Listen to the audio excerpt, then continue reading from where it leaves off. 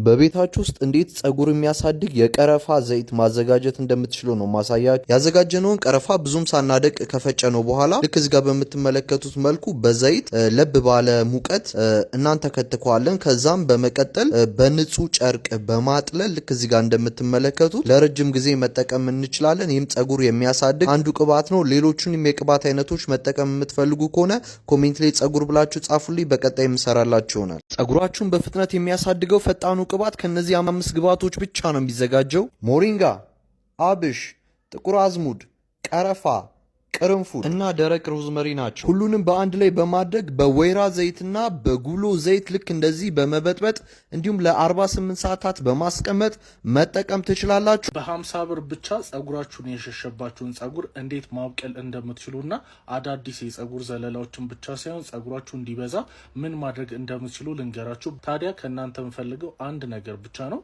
ኮሜንት ላይ የገባችሁ ከየት ሀገር ሆናችሁ እንደምትከታተሉኝና ቪዲዮ ከተመቻችሁ አንዳንድ ቁጥር ጻፉልኝ። አመሰግናለሁ። ወደ አሰራሩ ልግባላችሁ። የመጀመሪያ የምታዘጋጁት ቀይ ሽንኩርት ነው። በደንብ አድርጋችሁ ተከታተፉትና ዝንጅብል ላጣችሁ በኋላ ከሽንኩርቱ ጋር ትደባልቁታላችሁ። ከዛ በኋላ 1 ብርጭቆ የሚሆን ንጹህ ውሃ ትጨምሩበትና በደንብ አድርጋችሁ ትፈጩታላችሁ። ከመቃችሁት በኋላ ጸጉራችሁ ላይ ስፕሬይ እያደረጋችሁ ጠዋትና ማታ